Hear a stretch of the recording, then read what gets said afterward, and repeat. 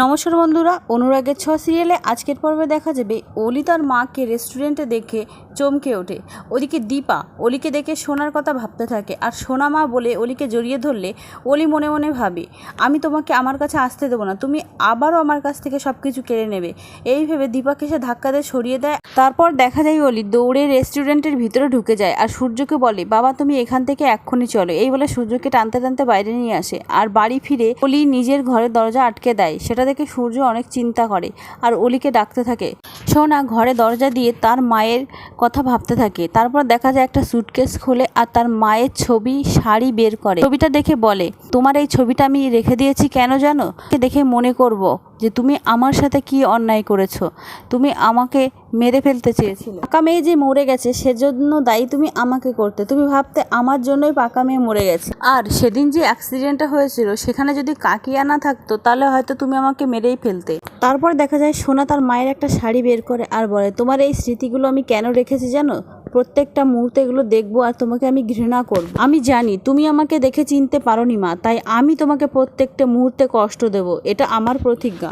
সোনার সাথে যে তার মায়ের দেখা হয়েছে সেটা সূর্যকে কোনোভাবেই জানালো না সোনা, কারণ সোনা ভয় পায় যে তার বাবা যদি আবার তার মায়ের কাছে ফিরে যায় তাহলে সবকিছু শেষ হয়ে যাবে। আর এটা ভাবতে থাকে তার মাকে নিয়ে। সোনা ভাবতে থাকে আর মনে মনে বলে, তুমি আর পাকা মেয়ে কেন আমাদের জীবনে এসেছিলে, আর যেদিনই এসেছিলে সেদিন থেকে আমাদের জীবনটা এলোমেলো হয়ে গেছে। ওদিকে রেস্টুরেন্টে অনেকটা রাত হয়ে গেলে কাস্টমাররা যখন যে যার বাড়ি চলে যায় তখন দেখা প্রদীপ স্যারও বাড়ি ফিরে যায়, আর দীপা এবং তাদের স্টাফরা বলে, চলো এখন আমরা খাওয়া দাওয়া করে শুয়ে পড়ি। খেতে গিয়ে দেখে কোনো খাবারই নেই। তখন দীপা বলে, দাঁড়াও আমি একটা খাবার করে দিচ্ছি, সকলে খেয়ে তারপরে শুতে যাবে।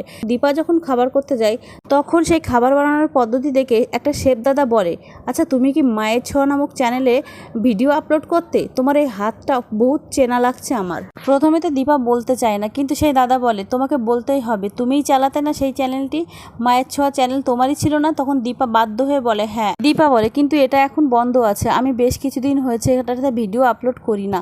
তখন সেই স্টাফরা বলে, তুমি এটাই তো ভুল করো, তুমি ভিডিও করবে আর আমরা সেই ভিডিওটা রেকর্ড করে দেবো, তারপরে তুমি আপলোড করবে।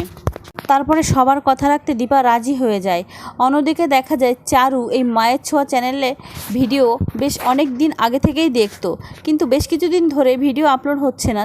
চারু সূর্যকে বলে, জানো এই মায়ের ছোঁয়া চ্যানেলে একজন মহিলা খুব সুন্দর সুন্দর বাঙালি খাবার তৈরি করে, আমি এটা দেখতাম প্রায়, কিন্তু বেশ কিছুদিন ধরে কোনো ভিডিওই আসছে না। তারপরে হঠাৎ করে দেখে যে একটা নোটিফিকেশান আসে, সেটা অন করতেই বলে, চারু সূর্যকে বলে, দেখো না, দেখো এই মায়ের ছোঁয়া চ্যানেলে আবার অনেক দিন পর নতুন লাইভ ভিডিও হচ্ছে, দেখো লাইভে রান্না করছে।